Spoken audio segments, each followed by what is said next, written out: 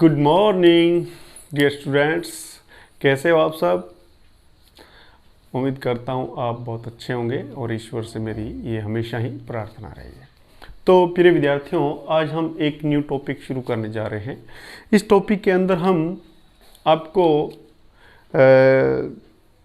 धनायन, ऋणायन, आयनन विभव, इलेक्ट्रॉन बंधुता और आपके संयोजकता, ये 4-5 जो है कंसेप्ट आपको क्लियर करना चाहेंगे। आप अगर लिखना चाहो तो लिख लो। हम इसके अंदर एक तो धनायन क्या होते हैं उनके बारे में बात करेंगे बेटा, धनायन। उसके बाद में एनायन क्या ऋणायन क्या होते हैं उसके बारे में बात करेंगे, ऋणायन। ठीक है। और आयनन, एंथैल्पी, इसके बारे में बात करेंगे। और इलेक्ट्रॉन लब्धि, एंथैल्पी, इसके बारे में बात करेंगे। और थोड़ी बहुत संयोजकता के बारे में तो चलता ही रहेगा, ठीक है। बैलेंसी के बारे में चलता रहेगा। केटाइन, इसको हम कहेंगे आपके केटाइन, एनाइन, आयोनाइजेशन, एंथैल्पी, और इसको हम इलेक्ट्रॉन एफिशिएंसी भी कहते हैं बेटा, ठीक है। इसको ये भी हम कहते हैं। और इसका आपको पता है वैलेंसी। तो इन टॉपिक्स के बारे में हम जिक्र करेंगे। तो सबसे पहले हम बात कर रहे हैं धनायन की। तो धनायन को आप ये टॉपिक लिख लीजिए। ये 1 नंबर टॉपिक, 2 नंबर, 3 नंबर, 4 और 5, ठीक है। अपनी कॉपी में राइट डाउन कर लो। और हम शुरुआत करते हैं बेटा धनायन से, ठीक है। धनायन की बात करेंगे, फिर हम ऋणायन की बात करेंगे। तो देखो धनायन के बारे में, धन आयन। और मैंने धनायन को डिफाइन करने से पहले मैं आपको बता देना चाहता हूं कि धनायन किसे कहते हैं। मान लो कि किसी व्यक्ति के पास धन ज्यादा है, पैसा ज्यादा है, तो या कोई भी चीज उसके पास ज्यादा है, तो क्या होता है बेटा कि वो धनी कहलाता है। उसी प्रकार से जिसके पास कुछ नहीं होता, या पैसों की कमी है या किसी और चीज की कमी है, तो वो क्या कहलाता है, वो गरीब कहलाता है। तो धनी आदमी जो गरीब है उसको धन देता है तो वो धनी कहलाता है, और जो लेता है वो क्या कहलाता है, ऋणी कहलाता है, या भिखारी कहलाता है, या कुछ भी हम कह सकते हैं। दूसरी बात, इसको हम ऐसे भी डिफाइन कर सकते हैं कि मान लो कि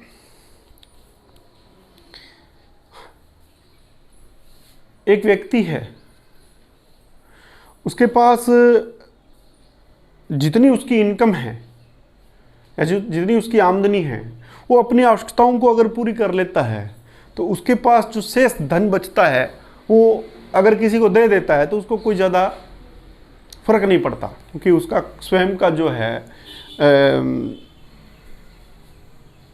पालन पोषण या जो भी है निर्वाह, गुजर बसर अच्छी तरह से हो रहा है। तो इसी प्रकार इलेक्ट्रॉनों का जो देना, तत्वों पर भी यही लागू होता। तत्व भी क्या करते हैं, जिनके पास इलेक्ट्रॉन बाहरी कक्षा में ज़्यादा होते हैं वो इलेक्ट्रॉन दान कर देते हैं, और जिनके पास इलेक्ट्रॉनों की कमी होती है बाहरी कक्षाओं में, तो वो क्या कहलाते हैं, ऋणी कहलाते हैं, और वो इलेक्ट्रॉन ले लेते हैं। कहने का मतलब 8 इलेक्ट्रॉन, मैं यहाँ पे बेटा आपको पहले 8 इलेक्ट्रॉन का कंसेप्ट समझाऊंगा कि जिनके बाहरी कक्षक में बेटा 8 इलेक्ट्रॉन हो तो उन परमाणुओं को इलेक्ट्रॉन लेने की या देने की कोई जरूरत नहीं होती है।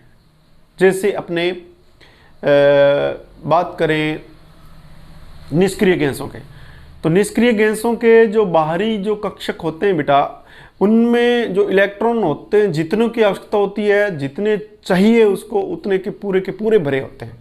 उनको न तो इलेक्ट्रॉन लेने की जरूरत होती है और न ही इलेक्ट्रॉन देने की जरूरत होती है। अब हम बात करते हैं कि जो निष्क्रिय गैसें, उनके अलावा जो गैसें होती है बेटा, ये बातें जो अब मैं बता रहा हूँ शायद अभी न समझ में आए, लेकिन जब हम पेरियोडिक टेबल आपको यहाँ पे बना के बताएंगे और उसके बारे में पूरा विस्तृत आपको बताएंगे तो आपको समझ में आ जाएगी। तो मैं ऐसे कहना चाहता हूँ आपको कि निष्क्रिय तत्वों के अलावा जितने भी तत्व है, चाहे बेटा वो धातु है चाहे अधातु है, वो अपने बाहरी कक्षक में चाहे इलेक्ट्रॉन किसी को देना पड़ जाए तो दे के अपना अष्टक पूरा करते हैं, और अगर किसी को इलेक्ट्रॉन लेने पड़ जाए तो वो लेके अपना अष्टक पूरा करना चाहते हैं। ठीक है, तो इस प्रकार से वो अपने बाहरी कक्षक में जितनी उसकी आवश्यकता होती है उतने इलेक्ट्रॉन पूरा करना चाहते हैं। अब आप कहोगे सर ये कक्षक, बाहरी कक्षक में कितने इलेक्ट्रॉन की आवश्यकता होती है, तो मैं बता देता हूं। मैंने आपको पहले भी बताया था कि अगर हम बात करें बेटा यहाँ पे कि कक्षक, यहाँ पे n कक्षक है, एक नंबर कक्षक, अगर ऊर्जा स्तर एक ही है तो उसको कितने इलेक्ट्रॉन की आवश्यकता होगी, इलेक्ट्रॉनों की आवश्यकता होगी। मैं यहाँ पे लिख देता हूँ, इलेक्ट्रॉनों की क्या होगी बेटा, आवश्यकता, नीड ऑफ इलेक्ट्रॉन्स। तो सूत्र ये लगाओ आप, इसके लिए मैं आपको एक सूत्र बताता हूँ, उसको आप लगा सकते हो, 2n²। ये सूत्र लगाओ आप, देखो 2 की जगह तो 2 लगा देना, n की जगह कितना है, हमने कितना लिखा, 1 है, तो 1 की स्क्वायर, तो इसको कितने इलेक्ट्रॉन की आवश्यकता होगी, 2 ही इलेक्ट्रॉन चाहिए उसको। ठीक है, और अब अगर कक्षाएं 2 होगी इसके अंदर तो इसको कितने इलेक्ट्रॉन की आवश्यकता होगी बेटा, 2 का 2 और यहाँ पे 2 का स्क्वायर बराबर 8 इलेक्ट्रॉन की आवश्यकता होगी। अगर बाहरी कक्षक दूसरा है तो 8 इलेक्ट्रॉन की आवश्यकता होगी। अगर बाहरी कक्षक बेटा उसके अंदर तीसरा है तो उसको कितने इलेक्ट्रॉन की आवश्यकता होगी, उसको 18 इलेक्ट्रॉन की बेटा आवश्यकता होगी। अगर चौथा है तो उसको कितने आवश्यकता होगी, 4 की स्क्वायर, 16 दूना 32 इलेक्ट्रॉन की आवश्यकता होगी। तो इस प्रकार से उनको इलेक्ट्रॉन की आवश्यकता होगी। और ये इलेक्ट्रॉन वो क्या करते हैं बेटा कि या तो किसी से लेते हैं या फिर दान भी कर देते हैं, त्याग भी देते हैं। तो इसको देखो आप, ये शब्द आपके शायद समझ में नहीं आएगा, दान करने से उनके इलेक्ट्रॉन की प्राप्ति या संतृप्ति कैसे होती है, तो वो भी आप समझे। देखो मैं यहाँ पे जो है धनायन की बात करते हैं अपने। धनायन की बात करने से पहले आपको मैंने कल कहा था कि आप लोग इलेक्ट्रॉनिक विन्यास लिख के लाओगे, तो इलेक्ट्रॉनिक विन्यास आपको लिखना आना चाहिए, उसकी प्रैक्टिस आपको करनी है।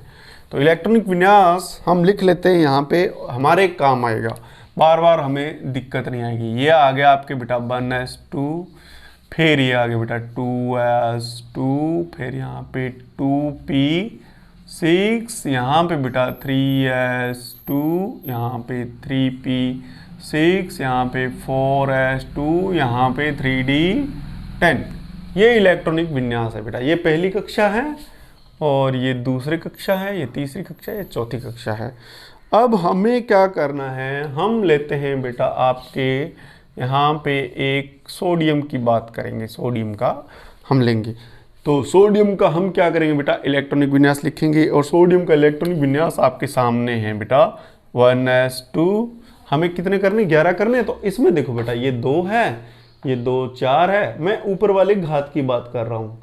यहाँ पे 2 है, यहाँ 2 और 2 4, जोड़ते रहो, 4 है, 4 और 6 10, 10 और 2 12, यहाँ तक आपको ये लिखना है बेटा। कहाँ तक लिखना है, 3s2 तक लिखना है, तब तक 12 हो जाएंगे ना।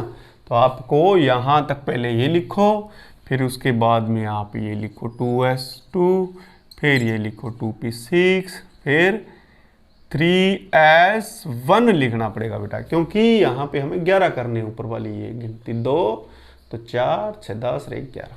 तो अब देखिए इसके अंदर बेटा इलेक्ट्रॉन अगर मैं बताऊं पूछूं तो ये 2 इलेक्ट्रॉन है, यहाँ पे इलेक्ट्रॉन 2 और 6 कितने हैं, 8 है, और यहाँ पे इलेक्ट्रॉन कितने हैं बेटा, 1 है।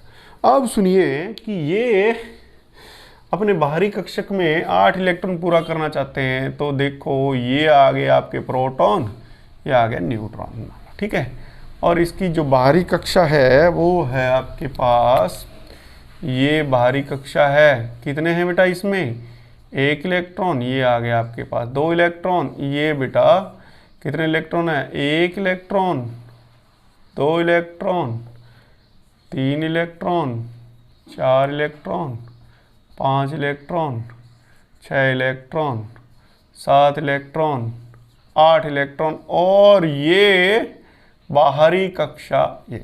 अब सुनिए बेटा, इसके बाहरी कक्षा कौन सी होगी, ये होगी ना। बाहरी कक्षा को अगर मैं कहूँ तो ये जो है इसकी कक्षा नंबर कितनी होगी, n बराबर 1, ये इसकी कक्षा नंबर n बराबर 2, और ये इसकी कक्षा नंबर n बराबर 3, जिसको हम कहते हैं संयोजी या बाहरी कक्ष। संयोजी या क्या कहेंगे बेटा, संयोजी कक्ष या बाहरी कक्ष कहेंगे। आपको मैं बता दूं बेटा, इलेक्ट्रॉनों का जो चेंज होता है वो इसी के अंदर होता है, इस बाहरी कक्षा में होता है, चाहे किसी का है। ठीक है, आप इलेक्ट्रॉनिक विन्यास अगर इसका लिखोगे तो आपको ये इलेक्ट्रॉनिक संरचना भी बनानी आ जाएगी। जब इलेक्ट्रॉनिक संरचना बनानी आ जाएगी तो आपको बहुत सारी बातें आपको यहाँ पे ज्ञात हो जाएगी। तो प्रिय विद्यार्थियों, ये है नाभिक और ये है इलेक्ट्रॉन बेटा। ठीक है, अब नाभिक और इलेक्ट्रॉन के अंदर अगर मैं इसका थोड़ा सा और छोटा रूप बनाऊं बेटा, देखो आप ध्यान से देखना कि इसका छोटा रूप मैं बना दूं, ये प्रोटॉन है, ये न्यूट्रॉन है, और इसके अंदर जो है ये पहली कक्षा है, इसमें एक इलेक्ट्रॉन है, और ये दूसरी कक्षा है, इसमें कितने बेटा, 8 इलेक्ट्रॉन हैं, और ये तीसरी कक्षा है बेटा, इसमें एक इलेक्ट्रॉन है। समझ में आ रही बात आपको। तो ये तो बेटा क्या होता है, ये धनायन होता है, धनावेश होता है, और इलेक्ट्रॉनों पर क्या होता है, ऋणावेश। तो देखिए यहाँ पे ये धनावेश बेटा है, इस इलेक्ट्रॉन को खींच रहा है, इसको हम कहेंगे, इसके अंदर जो बल पाया जाता है इसको बोलेंगे नाभिकीय आवेश। इसको हम ये नाम देंगे नाभिकीय आकर्षण बल, नाभिकीय आवेश बोल सकते हैं इसको, नाभिकीय आवेश बोलो ठीक रहेगा। नाभिकीय आवेश क्या करता है, इस इलेक्ट्रॉन को, ये माइनस है ये प्लस है, एक दूसरे को क्या करता है बेटा, ये खींचता है, ये अपनी ओर इसको खींच के रखता है, बांध के रखता है। और ये नाभिकीय आवेश बेटा सब पे लगता है। देखो ये कितने इलेक्ट्रॉन है, दो इलेक्ट्रॉन है, यहाँ पे दो लिखना भूल गया मैं, यहाँ पे दो इलेक्ट्रॉन है, तो इन दोनों इलेक्ट्रॉनों पर जो है नाभिकीय आवेश बहुत ज़्यादा होगा। ठीक है, नाभिकीय आवेश इसका पहली कक्षा वाले इलेक्ट्रॉन, ये पहली कक्षा ना बेटा, ये इसकी पहली कक्षा है n बराबर 1, ये इसकी दूसरी कक्षा है n बराबर 2, ये इसकी तीसरी कक्षा है n बराबर 3। तो नाभिक का जो आकर्षण बल है बेटा, खींचने की जो पावर है, वो पहली कक्षा के इलेक्ट्रॉनों पर ज्यादा होगी और दूसरी पर पहले वालों से कम हो जाएगी, और तीसरी पर तो बहुत कम हो जाएगी। नाभिकीय आकर्षण बल या नाभिकीय चार्ज, न्यूक्लियर चार्ज, आवेश जो है वो कम होता जाएगा। ठीक है, इसको नाभिकीय आवेश भी कहते हैं। तो अगर नाभिकीय आवेश की अगर बात करें तो हम कहेंगे कि बाहरी इलेक्ट्रॉन पर लगने वाला आकर्षण बल। तो मैं यहाँ पे नाभिकीय आवेश की अगर डेफिनेशन लिखूं बेटा, तो मैं लिख सकता हूँ, ये आप लिख भी लो चाहे आप, नाभिकीय आवेश की डेफिनेशन। नाभिकीय आवेश क्या होता है, ये छोटी छोटी बातें हैं आपको समझनी है। नाभिकीय आवेश, नाभिकीय आवेश के बारे में हम बात करें बेटा, हम लिखेंगे यहाँ पे कि बाहरी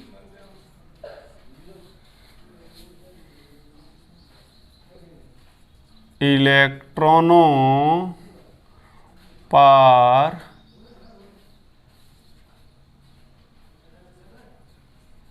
धनावेशित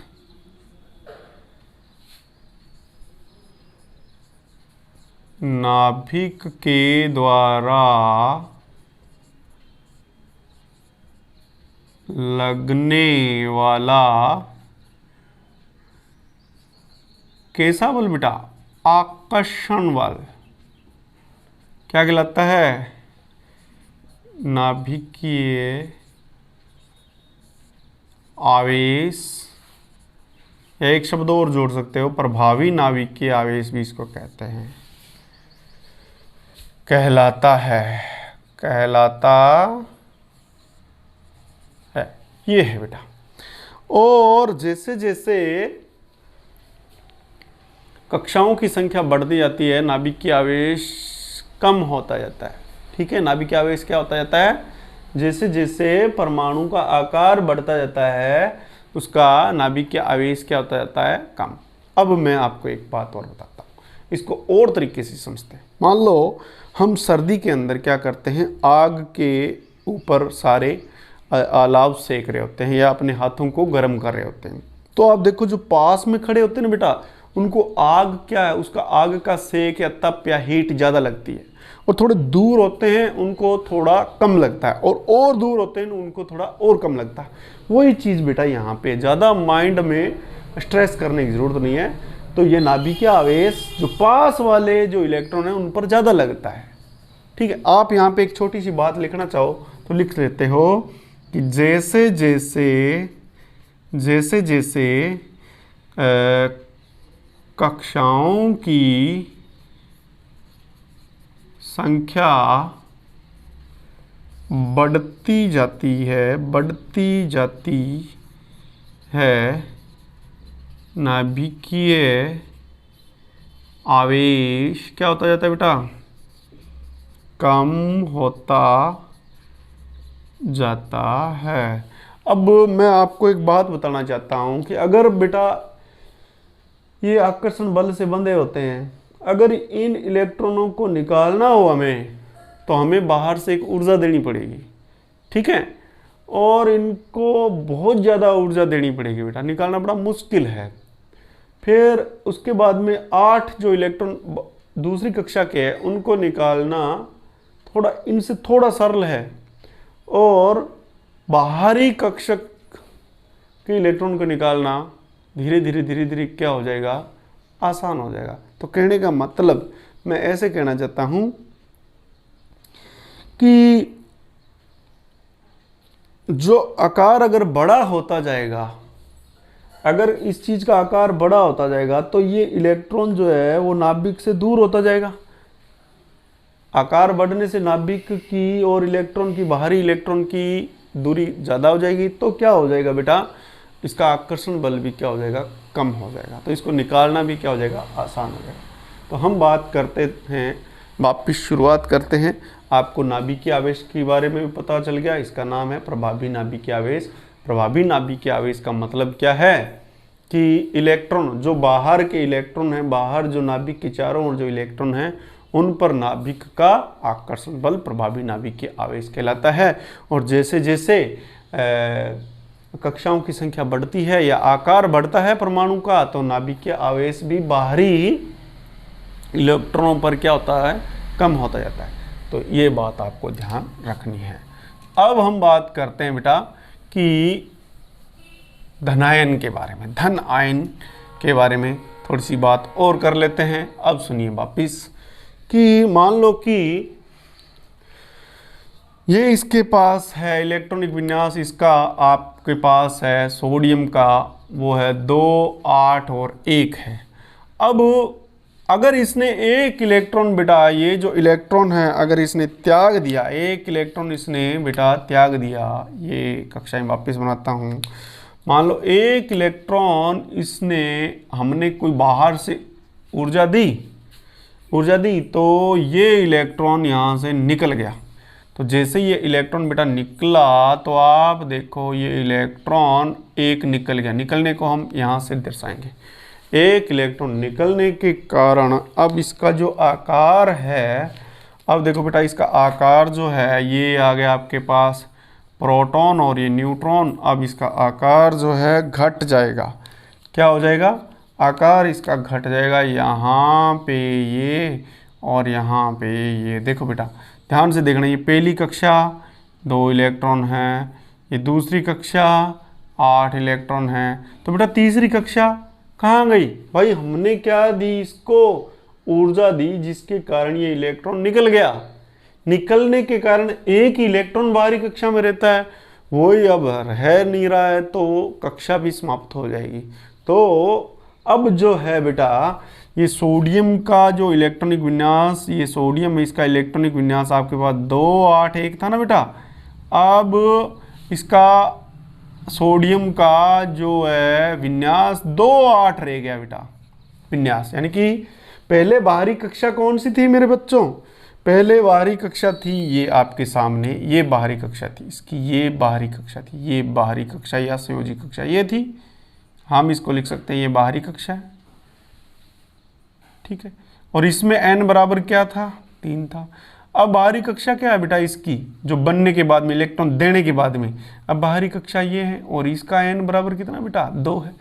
तो इसका आकार बड़ा है और इसका आकार क्या है? छोटा। अगर मैं सोडियम का आकार बनाऊं तो आपके सामने दिख रहा है बेटा, ये तो क्या है? बड़ा, और ये क्या? छोटा। और इसको हम क्या लिखेंगे? प्लस।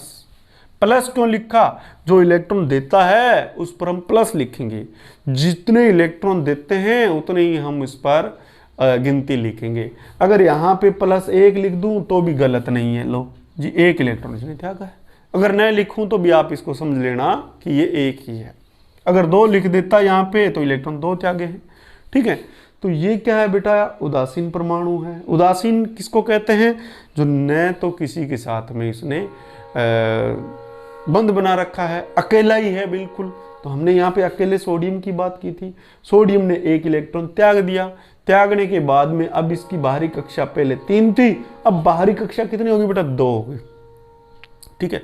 अब बाहरी कक्षा में भी इसने इलेक्ट्रॉन, पहले इसकी बाहरी कक्षा ये थी जिसमें 1 इलेक्ट्रॉन था, अब बाहरी कक्षा क्या होगी? 8। अब 8 इलेक्ट्रॉन इसको चाहिए थे। कितने इलेक्ट्रॉन चाहिए थे? ले दे के 8 इलेक्ट्रॉन। अब ये सैचुरेट हो गया बेटा, अब इसकी भूख जो है शांत हो गई, इसने 1 इलेक्ट्रॉन दे दिया। अब मैं इसको और भी तरीके से बेटा समझा सकता हूँ, मैं ऐसे भी समझाता हूँ।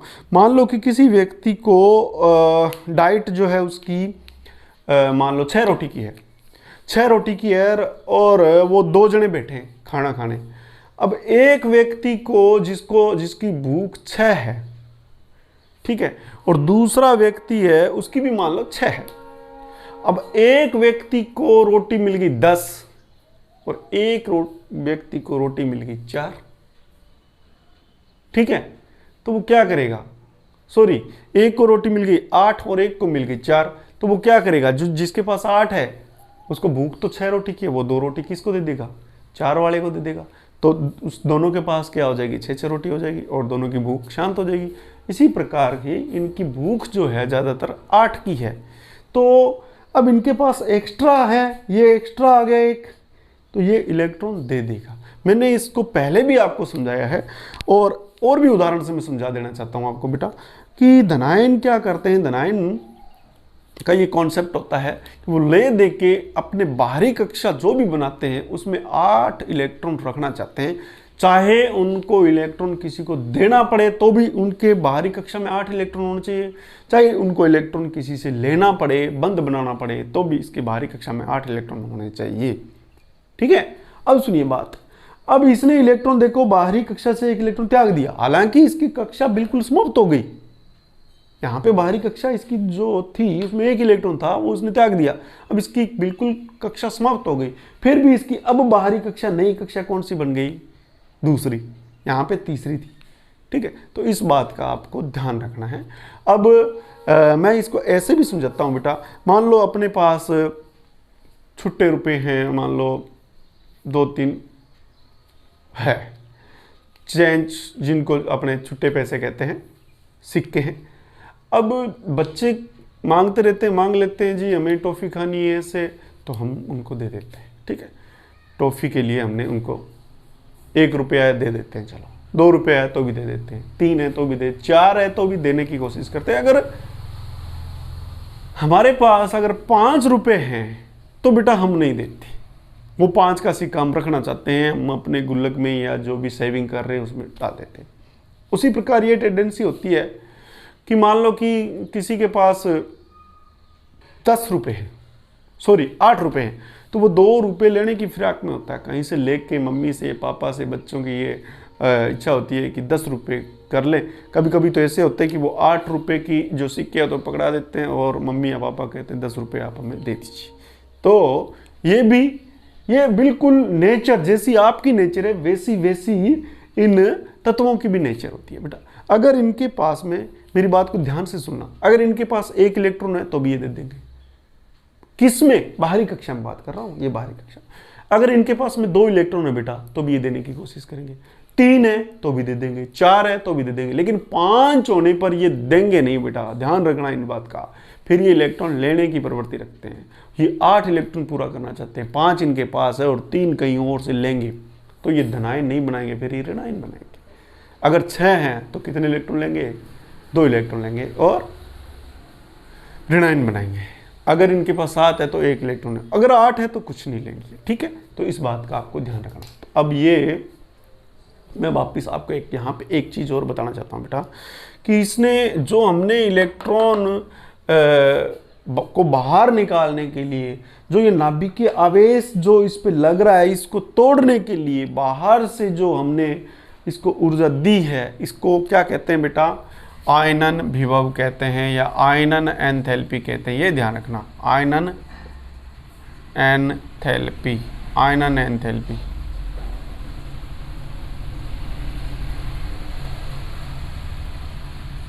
इसको आयनन एंथैल्पी भी कहते हैं बेटा। एंथैल्पी का मतलब क्या होता है बेटा? ऊर्जा होता है, कहीं आप कुछ और समझ लें तो इसको आयोनाइजेशन पोटेंशियल भी कहते हैं, पोटेंशियल। तो इसकी शॉर्ट फॉर्म हम आईपी भी कह सकते हैं, या फिर आयनन एंथैल्पी की जगह में आईए भी इसको कह सकते हैं। ध्यान रखना, ठीक है। तो बेटा ये कौन सी ऊर्जा दी है इसको? हमने आईपी या आयनन एंथैल्पी। अब इसकी डेफिनेशन लिख लेते हैं। जब किसी गैसीय परमाणु के बाहरी कक्ष में से इलेक्ट्रॉन क्या करते हैं? निकाल रहे हैं ना, निकालते हैं तो दी जाने वाली ऊर्जा क्या कहलाती है बेटा? आयनन एंथैल्पी कहलाती है। आयनन एंथैल्पी कहलाती है, ध्यान रखना, ठीक है। आयनन एंथैल्पी कहलाती है, ठीक है। तो ये टॉपिक तो बेटा अपना आगे नेक्स्ट चलेगा 21 वाले पार्ट में। आपको मैंने कौन कौन सी चीज़ समझाई? एक तो आपको मैंने प्रभावी नाभिकीय आवेश इसमें समझा दिया, और मैंने ये भी बताया कि आयनन एंथैल्पी क्या होती है, तो प्रभावी नाभिकीय आवेश क्या होता है, इस धनावेश नाभिकीय आवेश का इस इलेक्ट्रॉन बाहरी इलेक्ट्रॉन पर आकर्षण बल, और आयनन एंथैल्पी इस आकर्षण बल को तोड़ने के लिए और इलेक्ट्रॉन को निकालने के लिए दी जाने वाली ऊर्जा। और अब यहाँ पे देखो कि धनायन, ये धनायन है। धनायन हमेशा अपने संगत उदासीन परमाणु से आकार में क्या होता है? छोटा। धनायन क्या होता है? छोटा, क्योंकि इसने इलेक्ट्रॉन दे दिया तो वो छोटा ही हो जाएगा, ठीक है। तो इस बात का भी ध्यान रखना। अब हम कल करेंगे धनायन के प्रकार कितने हैं, कौन कौन से, और आपको वो याद करने पड़ेंगे, ठीक है। मुख्य मुख्य धनायन आप याद कर लोगे तो आपको बहुत ज़्यादा इसमें सहूलियत होगी। और उसके बाद में हमारा जो टॉपिक चलने वाला है वो चलने वाला है ऋणायन किसे कहते हैं, फिर इलेक्ट्रॉन लब्धि क्या है, और उसके बाद में संयोजकता और आयनिक यौगिक कैसे बनते हैं उसके बारे में हम बात करेंगे। तो ये जो बातें वो लगातार होती रहेगी। तो प्रिय विद्यार्थियों, आपको ये मेरा प्रयास कैसा लगा? अगर ये आपके काम में आ रहा है तो please like me, share my video and subscribe if you are new at my video, ठीक है। अगर आप बिल्कुल नए हो मेरे चैनल पर तो प्लीज़ आपको कहीं और जाने की ज़रूरत नहीं है, आप यूँ ही मेरे साथ बने रहें। अगर आप 10th के या 9th के विद्यार्थी और एनसीईआरटी आपको कवर करना और बहुत अच्छे मार्क्स लाने हैं, तो आप मेरे साथ बिल्कुल जुड़े रहें। अभी हमारा जो टॉपिक चल रहे हैं वो केमिस्ट्री के चल रहे हैं, उसके बाद में फिजिक्स के चलेंगे, उसके बाद में बायो के चलेंगे। तो एक भी पीरियड आप मिस न करें। और ज़्यादा मेरे पास भी समय नहीं है बेटा, मैं भी अब बिल्कुल ड्यूटी पे जाऊंगा। तो मिलते हैं हम नेक्स्ट वीडियो में। जय हिंद, जय भारत, नमस्कार।